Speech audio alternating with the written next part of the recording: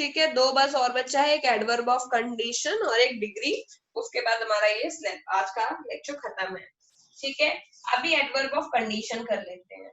ठीक है, adverb of condition जो है वो इफ से बनती है।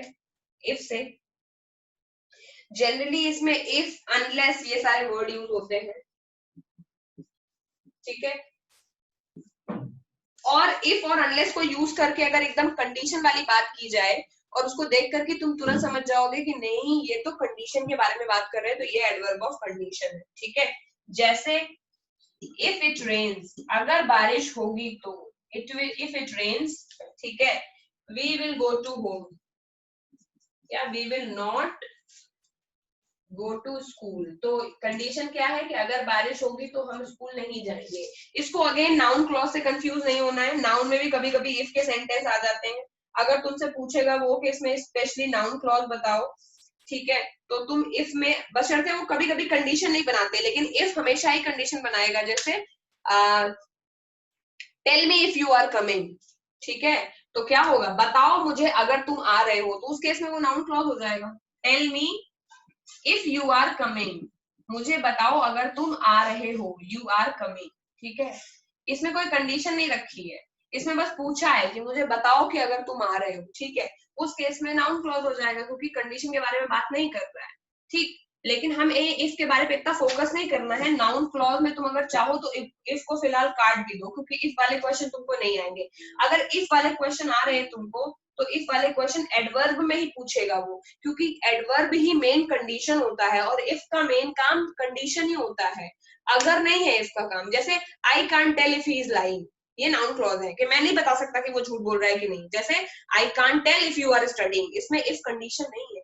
इसमें मैं ये कहना चाह रही हूँ कि मैं नहीं बता सकती कि तुम पढ़ रहे हो या नहीं, समझ गए? उसमें इफ का मतलब की है।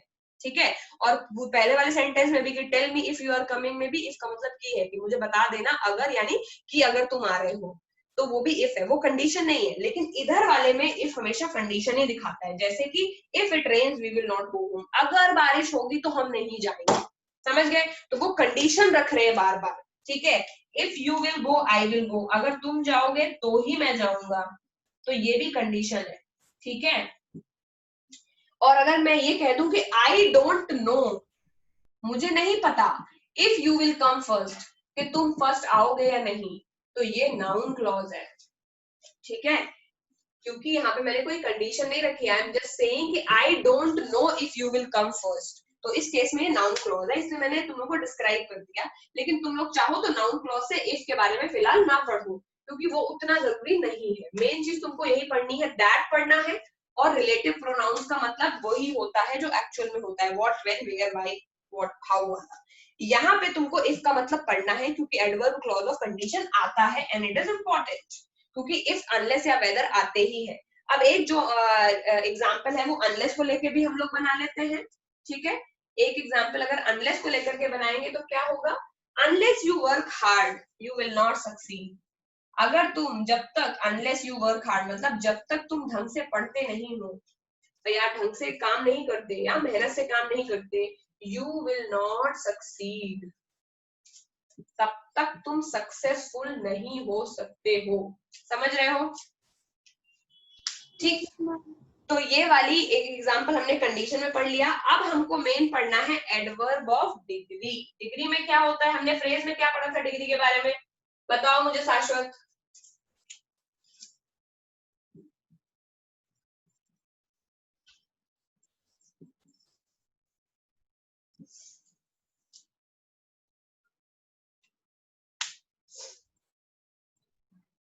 बताओ शाश्वत, हमने डिग्री के बारे में क्या पढ़ा था?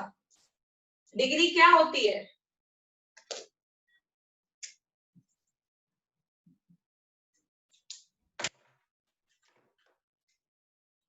समृद्धि आपको पता है बच्चा, आप बता दो डिग्री क्या होती है? मैम जो पोजीशन बताती हूँ। पोजीशन या फिर फ्रीक्वेंसी? मतलब डिग्री क्या जो बताती मैम है? मतलब बताती है वो चीज, क्या? For example enough.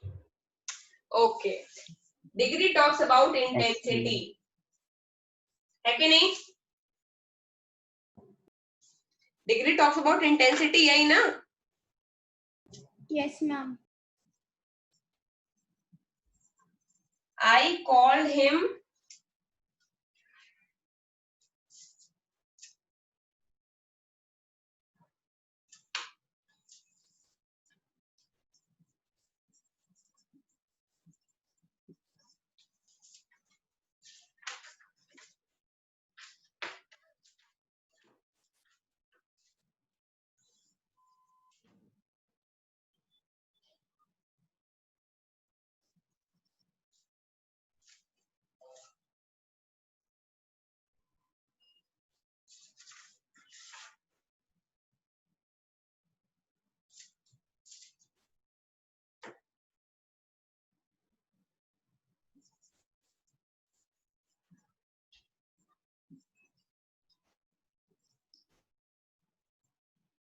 बेटा इसको फ्रेज में रहने दो तुम लोग, अभी क्लॉज में इसको नहीं पढ़ो। मैं इंटेंसिटी के बारे में पढ़ा रही हूँ, बट जो मैं एग्जांपल दे रही हूँ वो उसका दे रही हूँ, फ्रेज का, क्योंकि अगर मैंने तुम लोगों को क्लॉज का दिया तो बहुत ज्यादा कंफ्यूजन हो जाएगा।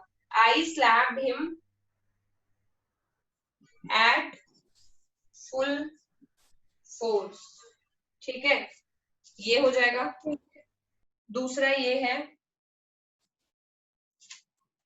ही, इसमें फ्रेज क्यों बोल रही हूँ, सिंगल ही सेंटेंस है। He drove past me at full speed. He drove past me at full speed. ठीक है, कोई भी इंसान, अगर तुम लोग ये सोच रहे हो कि मैंने इसमें क्लॉज का एग्जांपल क्यों नहीं दिया, क्योंकि क्लॉज का एग्जांपल देने के लिए मैं उसको व्हेन, वेयर, व्हाई, व्हाट से जोड़ दूंगी, और ये करते ही तुम लोग कंडीशन और टाइम और ये सब सोचने लग जाओगे और डिग्री भूल जाओगे। इसीलिए मैंने सोचा है कि जो डिग्री है उसको भी फ्रेज का एग्जांपल देखते हैं। वैसे ही क्वेश्चन आएगा नहीं कभी डिग्री के बारे में, लेकिन बस तुम्हें ये समझना है कि अगर कभी इस तरह की बात की जा रही है कि फुल स्पीड, फुल फोर्स यानी इंटेंसिटी की बात हो रही है और बाई चांस क्वेश्चन में आ जाता है, तो क्या होगा, तो वो एडवर्ब क्लॉज ऑफ डिग्री होगा। ठीक है, हमारे लिए बहुत इंपॉर्टेंट नहीं है, बट डिग्री का मतलब ये है, मान लो यहाँ पे I slapped him at full force, मतलब मैंने उसको पूरे ताकत से मारा। दूसरा है he drove past me at full speed, वो मुझे पूरी स्पीड से पास कर गया।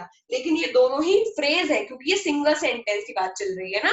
अभी हमने क्लॉज तो पढ़े नहीं है, क्लॉज का मतलब जिसमें सब्जेक्ट और वर्ब दोनों हो। तो इसमें एट फुल स्पीड क्या है, फ्रेज है केवल, तो ये एडवर्ब फ्रेज है, क्योंकि ये पूरे सेंटेंस नहीं है, तो ये एडवर्ब फ्रेज ऑफ डिग्री है। ठीक है, लेकिन हमको ये एग्जांपल याद रखना है कि ऐसा कोई एग्जांपल अगर आ जाता है जो कि क्लॉज में मुश्किल है, अगर आएगा तो हमारे को जैसे ही इंटेंसिटी के बारे में बात होगी वैसे ही वो क्या हो जाएगा, एडवर्ब क्लॉज ऑफ डिग्री हो जाएगा। हम केवल अपनी सतर्कता बरतने के लिए यहाँ पे कोई एग्जांपल नहीं लिख रहे हैं। I can give you example, but this time I think कि it will be too confusing, क्योंकि ऑलरेडी नाउन और एडजेक्टिव क्लॉज में तुम्हें कंफ्यूजन है और मैं फर्दर तुम्हें कंफ्यूज नहीं करना चाहती हूँ। मैं चाहती हूँ कि क्लॉज ऑफ डिग्री को फिलहाल के लिए तुम इंटेंसिटी की तरह ही याद रखो और दो सेंटेंस से उसको जोड़ के उसका एग्जाम्पल पढ़ने की कोशिश ना करो। ठीक है, there will be a time जब हम रिवीजन क्लास लेंगे, उसमें मैं इसको पढ़ाऊंगी, लेकिन तब तक हम स्ट्रांग हो चुके होंगे और हमें क्लियर समझ में आएगा। कंडीशन समझ में आ गई तुमको, डिग्री समझ में आ गई, कंपैरिजन समझ में आ गया, कुछ और है जो बचा है क्लॉज में? रिजल्ट आया, रीजन आ गया, प्लेस आ गया। मैंने एडवर्ब क्लॉज ऑफ रिजल्ट और कंसेशन छोड़ दिया है, इंपॉर्टेंट नहीं है हमारे लिए, इसलिए नहीं पढ़ रहे हैं हम उसको, क्योंकि वो भी कंफ्यूजिंग है। तो ये समझो कि क्लॉज में दो तीन चीजें हैं, जो एडवर्ब के दो तीन सब टाइप्स जो उतने एग्जाम में आते नहीं है, जो मेन आते हैं वो मैंने इसके पहले ही करा दिया है डिग्री के, और जो बाद में आते हैं उनको मैंने छोड़ दिया है, क्योंकि उनको अभी समझाना खतरे से खाली नहीं है, और इसीलिए मैंने एग्जाम्पल अभी पूरे लिए नहीं है।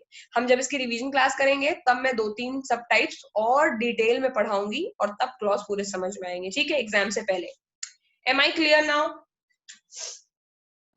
Yes ma'am.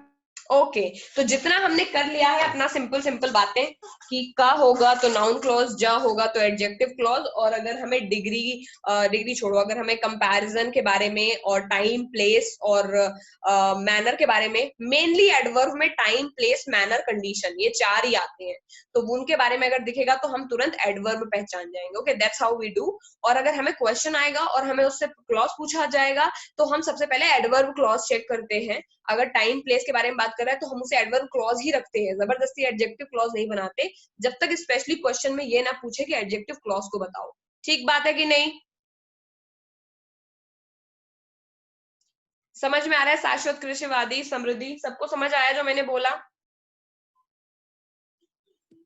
Yes yes ma'am. Ma'am. Okay, तो आज का तुम लोगों का वर्क ये है कि मेरी तरफ से क्लॉज खत्म हो गए हैं, सब अपनी बुक निकालोगे और बुक में क्लॉज का पूरे एक्सरसाइज करोगे। Now I don't want this clause वाला topic until your examination. Next class में तो ऑब्वियसली एसएसटी है, पर उसके अगली वाली क्लास में I will move on to the literature part. NCERT की मैं एक पोएम पढ़ाऊंगी और एक पोएम किसी और के बुक की पढ़ाऊंगी। जिनके यहाँ एनसीईआरटी नहीं चलती है, जिनके यहाँ एनसीईआरटी नहीं चलती है, वो लोग अपनी बुक की पोएम का फोटो मुझे भेज देंगे, तो मैं उनको उससे पढ़ाऊंगी उस वाली बुक को। तो हम लोग ऐसे करेंगे लिटरेचर को कि एक क्लास में हम 2 बुक का चीज लेके चलेंगे, क्योंकि लिटरेचर छोटा होता है। तो हाफ एन आवर एक की पोएम, एनसीईआरटी की पोएम, और हाफ एन आवर किसी और बुक की पोएम। तो हमें 2 पोएम पढ़नी पड़ेगी, तो कोई दिक्कत वाली बात नहीं है, क्योंकि 10th तक तुम्हें ऑलरेडी बहुत सारी पोएम्स पढ़नी है। तो ये तुम मत सोचो कि नहीं मेरे सिलेबस में नहीं तो मैं क्यों पढ़ूं। तुमको उसके क्वेश्चन आंसर नहीं करने होंगे, बट उसकी जो लर्निंग है, एक्सप्लेनेशन है, वो क्लास में तुम देख लेना। It is always advisable to learn good poems, ठीक है? अच्छा रहता है, फ्यूचर के लिए भी बहुत कोट्स याद आते हैं, काम आते हैं, और लर्निंग तो होती है वो अलग। और जो तुम्हारी पोएम होगी वो उसका तुम्हें क्वेश्चन आंसर करना होगा, ठीक है? So this is a deal for online, क्योंकि ऑफलाइन में होता तो मैं एक आधे लोगों को क्लास में अलग बुला के पढ़ाती, बट अब ऑनलाइन है, सो यू कम हियर। और वैसे भी तुम लोगों की छुट्टियां चल रही है, तो कुछ ऐसा नहीं है कि बहुत ज्यादा टफ चीज है, समझ गए?